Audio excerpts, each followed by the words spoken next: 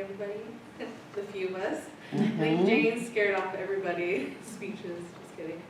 But first I'm going to talk about is, at my age, I never thought I'd be in recovery because I myself am the biggest people pleaser. I will join groups on campus, as Camille would know, just so I could be a friend to somebody and be like, I don't want you to do that by yourself. So I'll join so you're not doing it by yourself, And the rewards are cool, you get to go travel and whatever, but I feel like overall if I had to choose, I probably would not join certain groups. Growing up, I did a lot of people pleasing because I was the only girl in my family, so I had a lot of guilt on my shoulders to, outperform my brothers because my brothers and I'm the only girl, right? But what's the difference between kindness versus people pleasing? Not very many of us are aware of that. First is, what's your motivation? What's your people pleasing motivated by? Is it the fear of loss, childhood trauma, obligation or guilt? Many of us don't really think of that. Why do we bend over backwards for people? And probably most of them don't even deserve it, right?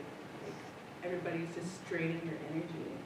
So that can lead us to feel burnt out, or you don't feel like peopling, you isolate yourself, or you over-deliver, over-perform, or you're that super reliable person. Being that super reliable person, you feel the weight, and at the end of the day, do you have time for yourself? And that's something to think about.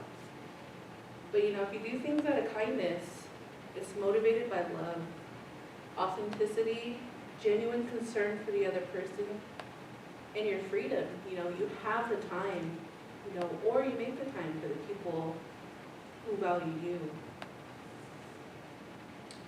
And one important thing I've learned in research is protecting your yes, but practicing your no.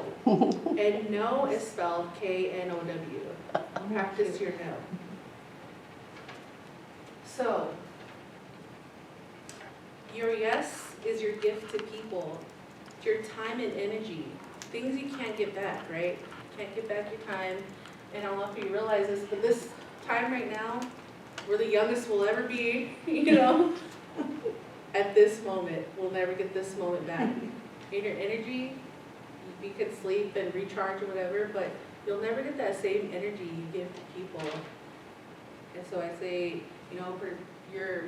protect your yes, because it's a gift to people. And honestly, people should be thankful for your yes. You're taking your time and your energy and you're giving it to that person. And your yes has value, and don't just give it to anybody, which I myself am guilty of. So I'm a people pleaser in recovery, I would say. Practice your no. Again, that's spelled K-N-O-W.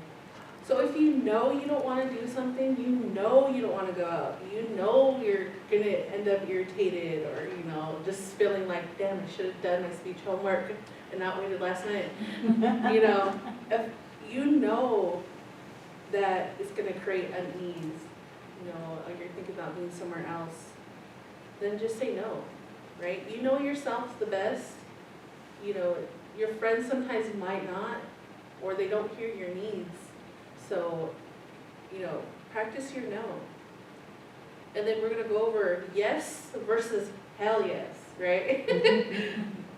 So your yes, I like to think is you're not fully committed, yes, I'll be on we'll just say, yes, I'll be on the rocket team. Hey? It's not for real. Just kidding. You're not fully committed.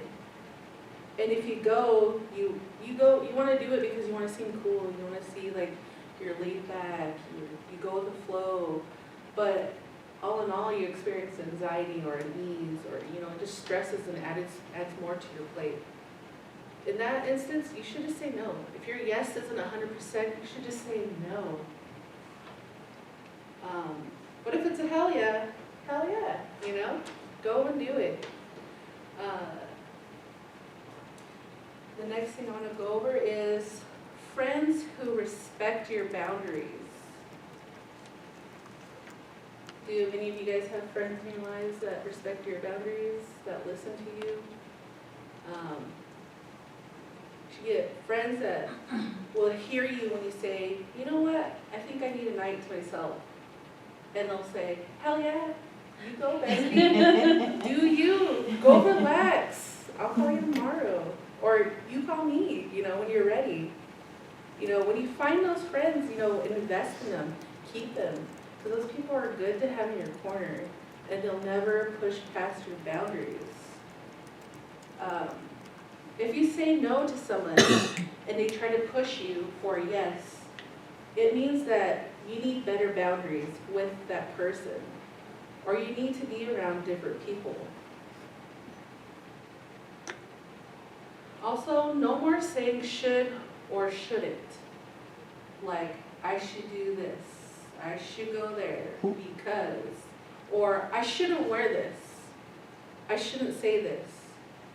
Because of what people think, what your friends might think, your classmates, or even teachers, That goes back to, what's your motivation?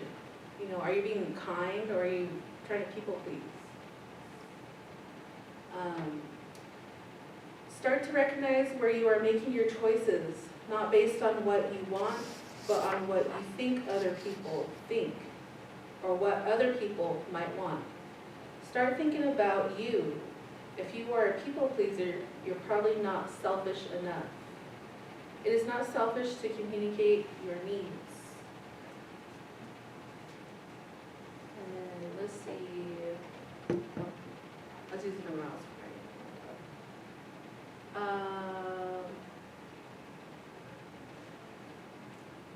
So what do I see for us is, as my classmates and as all women in here, I guess, is becoming more comfortable to say no and setting healthy boundaries.